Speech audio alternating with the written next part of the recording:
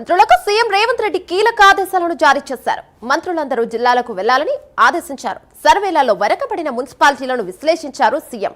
ఇక జిల్లా పర్యటన వివరాలు తెలుసుకున్నారు. ఎప్పటికప్పుడు ఇన్ఛార్జ్ మంత్రులతో సమావేశాన్ని ఏర్పాటు చేయాలని ఆదేశించారు. రోజువారీగా రిపోర్టు తనకు అందించాలన్నారు. అసంతృప్తి నేతలను బుజ్జగించాలన్నారు సీఎం.